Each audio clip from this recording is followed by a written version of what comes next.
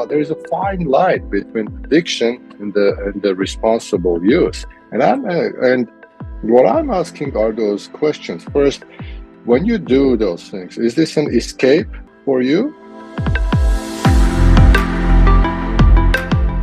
Or you're just doing it to feel good, have good time? And if it's an escape, yes, maybe there's an abuse because you're escaping from your reality, and this drug is giving you this kind of false few hours of the escape. Welcome to another episode of the Mindfulness Experience Podcast. Today we're honored to host an extraordinary guest, Mr. Sergey Vardanyan, the founder of EntheoBliss Healthcare Foundation. I had the privilege of meeting Sergey at the Psychedelic Science 2023 convention in Denver, Colorado, where his passion for entheogenic research and its potential benefits deeply resonated with me. EntheoBliss envisions a world where entheogens are safely and legally available for beneficial uses, governed by a rigorous scientific evaluation of their risks and their benefits. They've established themselves as a beacon of hope, especially for those suffering from post-traumatic stress disorder, PTSD, affecting hundreds of millions of people worldwide.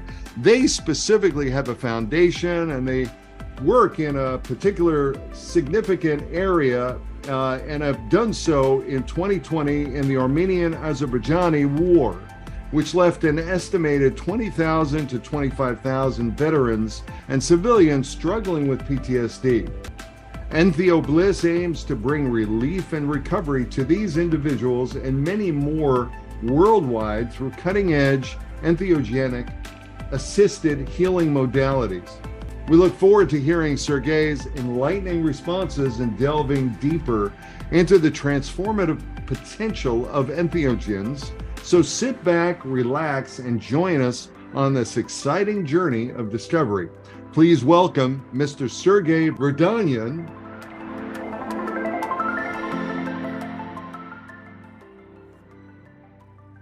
Hey. All right. Sergey, did I get it all right? Are we good? We are good, sir. Thank you. Happy to be here, and thank you for inviting me. It's an honor and a privilege. Thank you, sir. Well, thank you for staying up so late. I know it's like close to midnight where you are. Where are you at right now? I'm in Yerevan, Armenia now. It's almost midnight now, but I'm happy to share this hour with you. Well, great. Well, I deeply appreciate you sharing your midnight with us. And I have some questions for you that we've sort of wanted to put together to lift up your organization and the good work that you're doing. I remember we were sitting in the coffee bar and we were having some conversation, and you jumped in, and, I was really inspired by some of your story, which is why we're here. Can you begin by telling our listeners about your journey towards founding EntheoBliss? Yes, thank you for that question. As a matter of fact, my story is very personal. I have a close family member who was struggling with complex PTSD for many years. Mm-hmm. And we tried all kinds of traditional modalities with talk therapy, all kinds of therapies. We tried all the psychiatric medications, SSRIs, SNRIs, you name it. But nothing would really give a relief. And one day I came across this article about veterans going to Latin America, taking some what then I didn't know what this was, like ayahuasca. I first time I heard about ayahuasca, I didn't even know what it was. And we're coming back really getting a lot of relief, a lot of healing. And this was very intriguing, to say the least. And having all the resources exhausted, we decided to give it a shot. But as you know, those modalities are not legally available. Mm-hmm. Sourcing is an issue, therapy is an issue. And so I said, hey, what I'm going to do, I'm going to dive deep into this rabbit hole and learn to become a seeker, a guide, a therapist for my family member. And this was the beginning of me kind of trying to understand this whole world and reading 100 plus books and 10,000 plus audio material. I mean, you name all I literally devoured all the content that was out there that was around those medicines. And of course, doing my own personal work and my own psychedelic journeys. And started really working with my family member with the help of entheogens, and the relief and the healing that we saw was tremendous. And then in 2020, when the war started, and as a result of the war, we had a catastrophe in terms of tens of thousands young soldiers, their family members struggling with various mental health disorders, PTSD, depression, anxiety, you name it. And seeing how these modalities were beneficial for my family, I decided that I have to do something. I used to live in US back then, so with my family, we established this foundation, and we moved back to Armenia. That's where I was originally from, to make those modalities legally available. And that is our goal, so that those healing modalities, with the MDMA, with the psilocybin, with LSD, you name it, are available for people for their healing. Wow. So that's a real story. And I'm a vet, and I certainly do appreciate, I'm a part of the, as a healthcare ambassador with the Heroic Hearts Project. And I do know what you're saying. I mean, that's one of my discussions with General Stephen Xenakis, who's now heading up the American Psychedelic Practitioners Association, which is, when are we going to go ahead and get the support and the help for vets here in the US? And you're pretty much doing that sort of similar kind of work over in Armenia. Now, what is the status of, ketamine or MDMA or any of the other psychedelics that are over there or in existence at this particular time? Where is it at in Armenia? At this moment, by the way, Heroic Hearts is a wonderful organization, and I've been closely following your work and really cheering for you guys. And Thank you. The work that you're doing is really amazing, and I hope that eventually you don't need, to send our vets to overseas to get those treatments. Seriously, I hope that right? those treatments will be legally available and for much reasonable resources in US, in our country. This is ridiculous that the steps that we all have to go. But answering your question, at this moment we have only ketamine legally available, but it's available as an anesthetic. So we are now all the other entheogens, MDMA, DMT, LSD, you name it, they all are Schedule 1 controlled substances. They are illegal. And the ketamine is available as an dissociative anesthetic. So no one ever used it as in conjunction with the therapy. So now we are kind of talking with the regulator, trying to inform them in a way, to educate them that we can use ketamine for the psychiatric purposes. And we are hoping to start taking first patients there in probably in September. Okay, great. That's wonderful. With the ketamine. Good. So, this is the name of the podcast is the Mindfulness Experience. And of course, I get a lot of people, wondering, okay, tell me, why are we talking about psychedelics? Why are we talking about entheogens? And I try to explain to them that, there is a mental health component. And one of the things that I was aware of when we met was, you were very clear about the use and the capability. Can you explain what entheogens are and how they are, or how they can be beneficial in treating mental health disorders? Yes.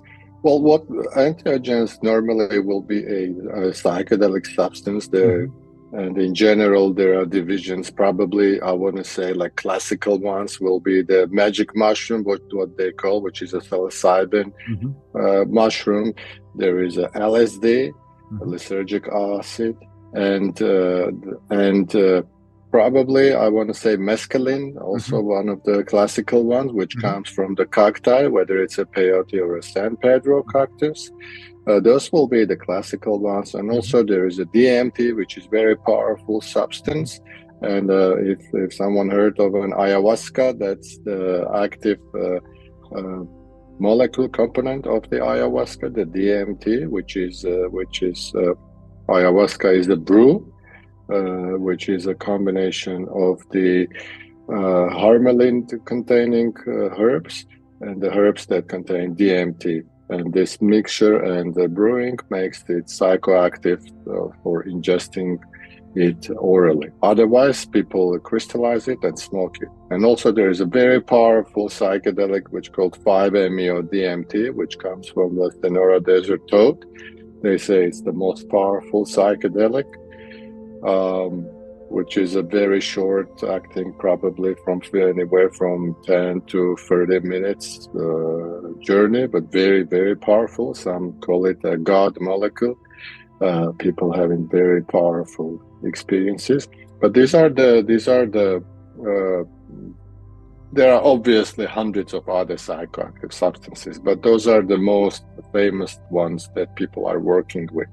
And a lot of people think of them as a party drug, as something that many use recreationally, connected with the hippie movement and this and that. But it is proven clinically that those entheogens are really helpful with the various psychiatric disorders.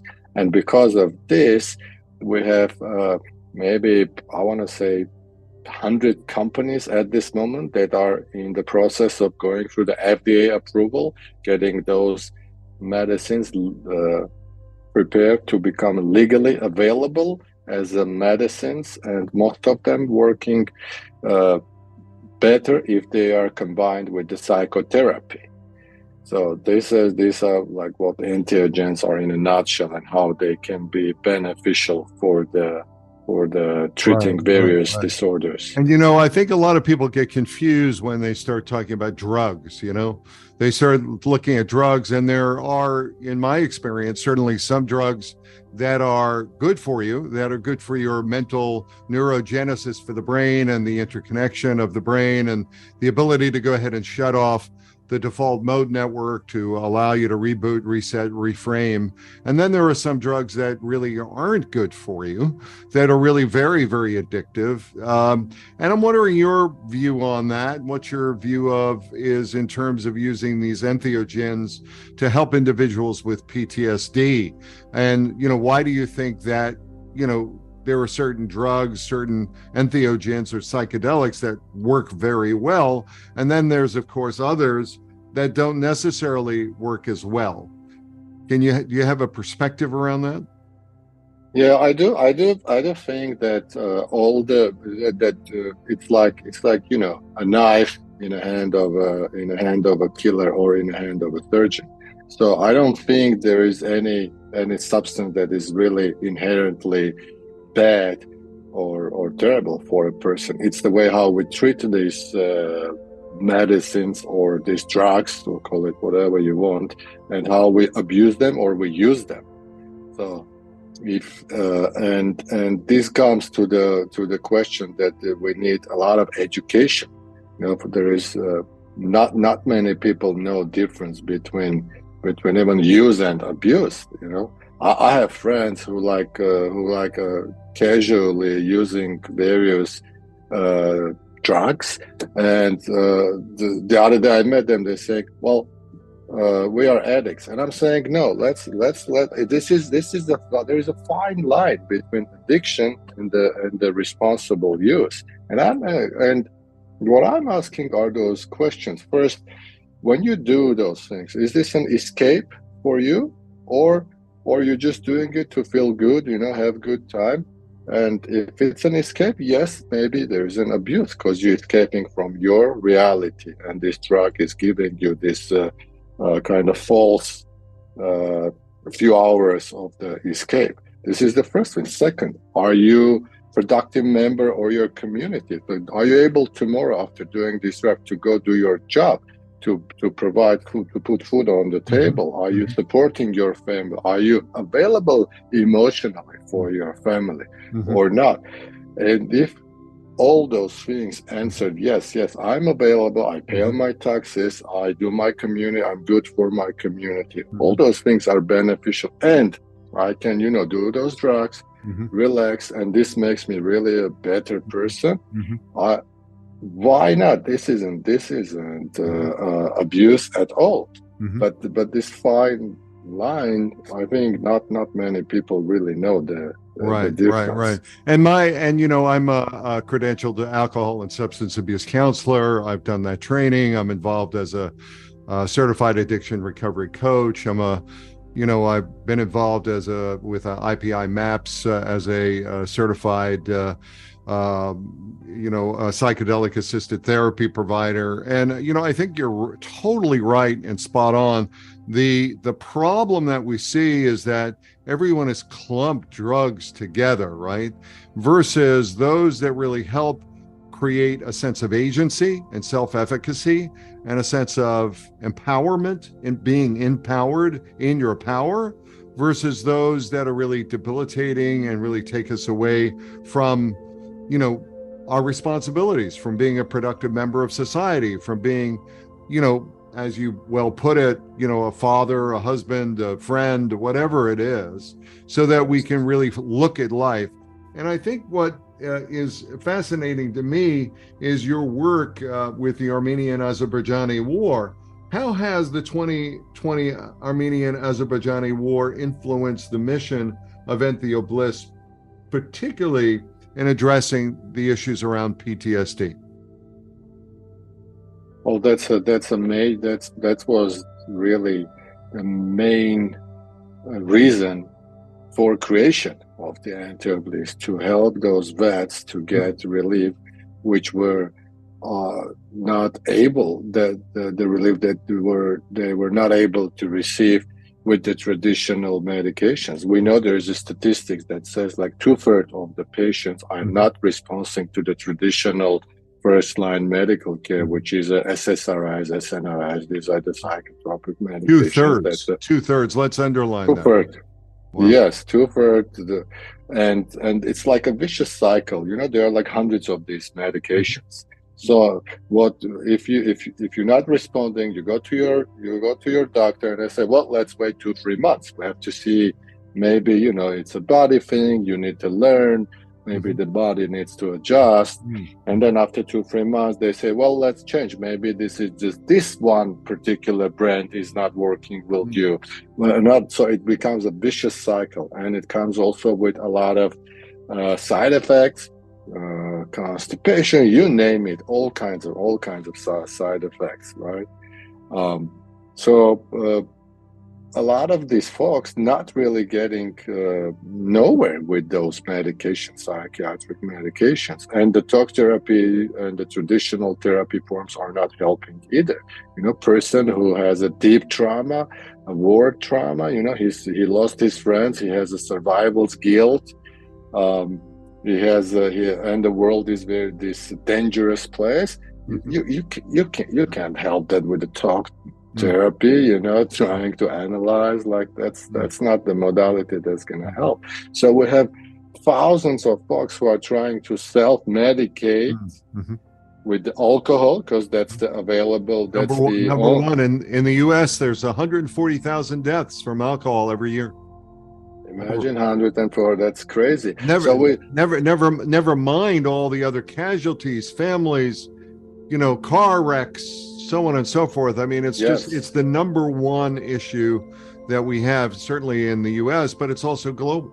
So it is global. And you can't blame this person, because he needs a relief, and And really, the alcohol, the addiction, in a way, like I'm a huge fan of a Gabor Mate and his work. Oh yeah. And and he says there's a trauma. These people, you can't, catch someone for being an addict and put him in jail. No, this person is trying to self-medicate with the addiction, with the escape. We just need to help these people. So because of this really terrible situation, our goal is to bring those medicines and make them legally available. And we're closely working with Multidisciplinary Association of Psychedelic Studies, MAPS, which was the organizer of this wonderful conference that you and I met together. Yeah, it was great.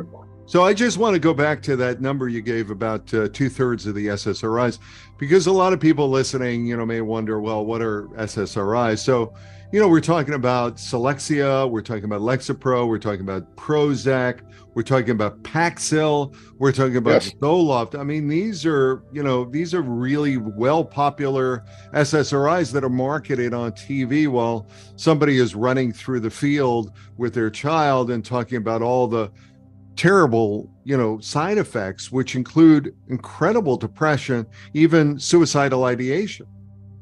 Absolutely. Absolutely. So you're really, looking at, and we're looking at from an industry viewpoint, how do we get into our right mind, and how do we take agency, and how do we get this self-efficacy, the sense of, who I am and why I'm here, and, what life is all about. Now, you had mentioned MAPS. Can you share some of the insights from the ongoing U.S. FDA-approved phase 3 clinical trial involving MDMA-assisted therapy sessions for severe PTSD? I know you've been involved with it. Are you free to share any of that? Yes, it's a public information. They submit the MAPS, finalized the trial, and submit it for the approval to the FDA. Of course, it's up to the FDA to approve it, whether to approve it or not. But the results at this moment are astonishing. We have like 68% of the patients no longer meet the requirement for the PTSD. And we are talking like people in average, maybe 15, 20 years struggling with the PTSD, from all kinds of trauma. We have in the trial, MAPS had people who were war vets, people who were sexual abuse, childhood abuse, all kinds of trauma, and 68% really no longer met the criteria. But what is more astonishing, 80% said they got significant relief. So because this is a clinical trial, it's designed in a way you have to administer 3 times MDMA and then 12 therapy sessions divided over the course of 3 months. So maybe for somebody who got really relief but still has a PTSD, the 4th one would really help them. But because it's a clinical trial, it's a protocol that is approved by the Food and Drug Administration, you can adjust it. So hopefully when this is legally available, for someone, maybe 1 session will be enough. For someone, maybe 3-4 sessions enough. What is really astonishing and very interesting for me to bringing MDMA therapy to the Armenian people is that they don't need to take those drugs all their life. It's like we're talking few sessions, in opposed to like unlike SSRIs, which somebody's taking them, they have to continue taking them. But until the end of their life, and if they cut, they go suicidality and the depression. It's the terrible. Crazy. Even for someone. During the trials, they had to taper off of their medicines. It's like a whole process. You can't just, cold turkey those SSRIs. It can be severe damage. Hope this is the protocol that the MAP is working, and the results are really astonishing. And there are concerns. People say, well, they are addictive substances, and I had this public information that none of the, I think, 500 plus participants became addicted. There were no severe adverse events, so heart failure, this kind of things, so the physical things. Really, there were a few suicidal ideations, but most of them, they were in the placebo group.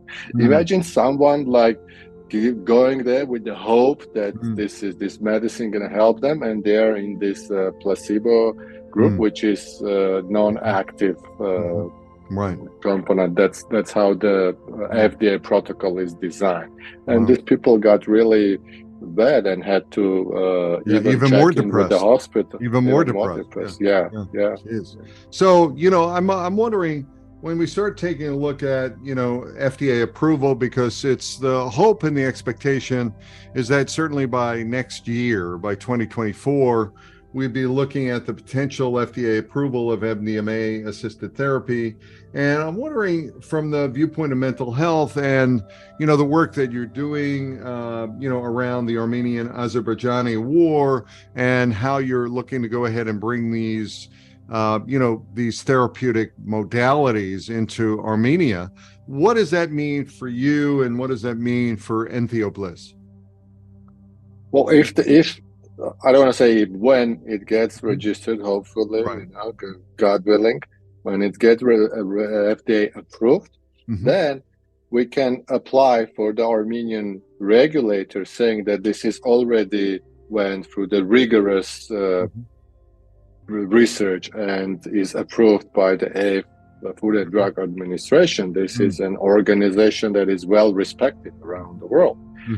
So, and based on that, we will apply for registering MDMA as a medicine in Armenia. That's what that is our route that we're looking at. So we're waiting for the MDMA approval in the US, and simultaneously we are planning on working with ketamine, training the therapists, building capacities. So hopefully by the 2024, when it's legal, we will have the capacity, we'll have the therapists, and we will roll over. Wonderful. So I'm wondering, one of the things that I was struck by is, we shared one of my cases working with a gentleman who was using SSRIs, and, decided that he really wanted to go ahead and have an experience and really deal with his treatment-resistant depression. And he was, he used MDMA, he looked at using psilocybin, no results. And then, of course, went to ketamine, and we had the conversation about that, it works on different receptors, right? And I'm wondering, from your view, when you start taking a look at EntheoBliss, what's your vision for the future? Is it a broader acceptance? Is it, opening up and working primarily with ketamine? What does it look like in Armenia versus, I know in Australia, they've just legalized all of entheogens for the most part, looking at, psychedelic assisted therapy there. I know Ben Sessa is on his way over there to go ahead. We had him on the podcast. He's on his way over there to go ahead and do the training for therapists, and I see this sort of sprinkling out globally. So I'm just, what's your view, and, where do you think this is all going? Do you think that there's a chance that we can wake up the consciousness and, help people heal and, create a better world where, it's more mindful and more, focused on how do we help each other and the planet? I'm feeding you that line, by the way. Well, you're feeding me that line, but I couldn't agree more, because let me tell you this: psychedelics brought me to the mindfulness and meditation, because it's one thing, doing this journey, which is a powerful insight, but the other thing is the integration. That's why we call it psychedelic assisted therapy. It's not just taking the medicine. The therapy is super important, and the integration is super important. So yes, you learned, you saw those visions, you got those insights. So what's the next step? How are you going to bring this to your life, to your day? How how you're going to improve your life for the betterment of your health, of your community, of your family. And that's where the therapy comes, and that's where the mindfulness comes, and the meditation comes. Kind of, it's a daily work. So some people say, well, I'm a meditator, I don't need psychedelics, and I'm saying no. These two things go together. It's not either or. They work perfectly together, even more so. So my hope is, if it's when it's approved and it's already moving. Australia just legalized it. We have 2 states in the US which are legal, Colorado and Oregon. There are many cities where the psychedelics are legal. I think things are moving, and even FDA recently put together those statements saying those are the guidelines for the clinical trials. The National Institute of Drug Abuse put together the statement saying that yes, those are medicines that potentially can be very beneficial, and well, to look into those things. So things are really moving. Some people say, well, what would big pharma say? Are they going to be against it? And my thinking is that no, big pharma just the train already went away. They can do nothing. Perhaps they will just start acquiring those psychedelic companies and just producing and benefiting financially from that. But the train has already left.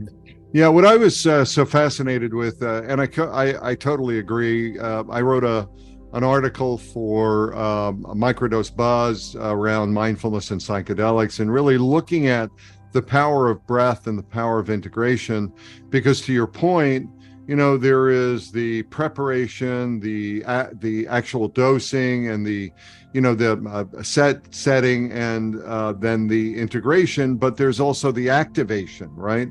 There's the activation of what it is that you learn. Many people really think that the medicine is the cure, for whatever ails them, without recognizing that the medicine is really, we are the medicine, and what it's doing is it's helping us to see internally what the issues are, and helping us to give us the insight so that we can have the foresight to go ahead and activate the changes that need to be activated in our lives. And, I was really amazed that, we had Rick Perry there, we had Andrew Weil there. I mean, he's sort of like the godfather of integrative medicine, and we just had so many people there that was, it was stunning for you, and this kind of a wrap up question. What was the thing that stood out for you most, about this convention that we were at in Denver? And what did you take away with you as you went back and you started, to look at what happened and how you could potentially apply it or activate it in your life, integrate it and activate it in your life, in your work at, EntheoBliss and the foundation that you founded? Thank you. That's a great question. Well, first of all, it was a moment of this wow, this is happening. Because, before, for many years, this was kind of an underground movement, and this was in a way in shadow psychedelics, because they are illegal. A lot of people are afraid of even talking about their personal experiences, being afraid of being prosecuted, So seeing like 12,000+ people, there, lots of lots of psychotherapists. There were thousands of people who practice traditional medicines and don't see much benefit, and trying to see maybe those psychedelic medicines may be able. So this was really, for me, heartwarming to see so many people gather together. And I said, okay, this is the beginning. Whatever was before were small things, but this was a kickoff of this wonderful start for the humanity, for the waking up, and for moving forward. That was amazing. And particularly, I got intrigued by the ibogaine molecule, which is, if not many know, it's an African shrub iboga, and the ibogaine is a very powerful psychedelic. So the journey may take up to 24, even 36 hours. It's Right. really wrong, very powerful. And one of the things that many people aren't aware of, because it didn't really get the headline story, is that the state of Kentucky, which is really known as sort of a really conservative, state, just funded a $42 million research project that's led up by another fellow that we had on the podcast and is a friend, Dr. Andrew Tatarsky, who does a lot of work around harm reduction. And he's heading up that study to use ibogaine as a way to treat opioid addiction. And it's an amazing capability. It is amazing. And what is interesting, for example, it's not scheduled in many countries, including Armenia.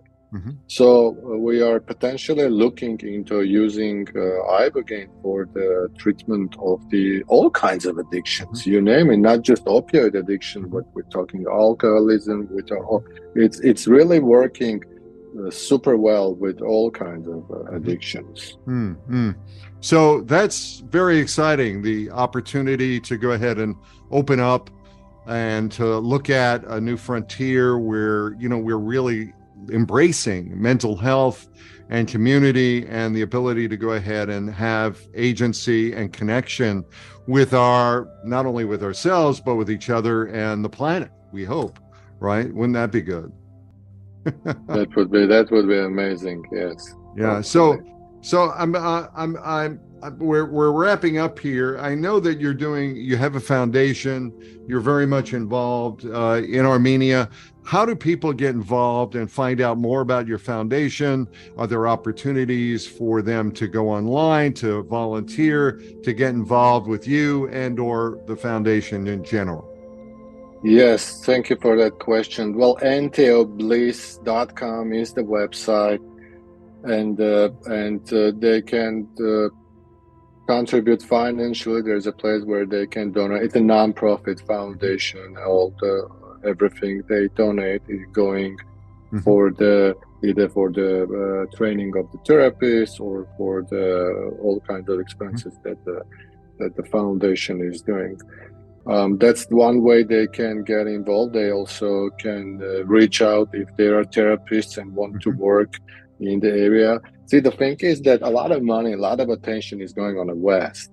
And the places where there is a lot of trauma, like Ukraine, Armenia, those places not really getting much of an attention. But we live in this planet Earth where the trauma is collected.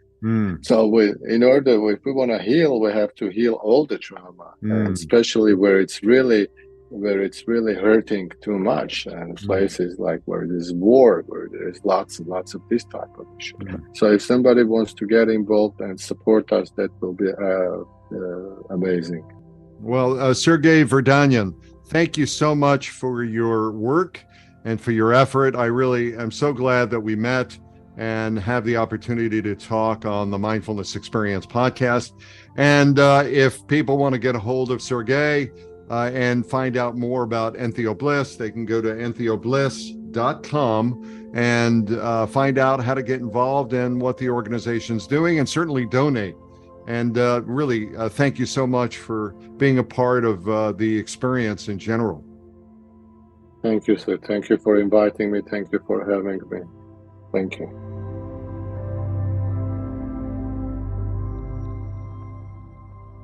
Thank you for listening to the Mindfulness Experience podcast. If you enjoyed this episode, be sure to subscribe and leave us a review.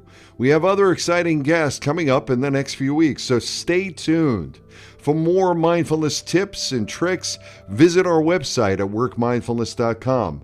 Thanks again for being a part of the Mindfulness Experience. This is Keith Fiveson.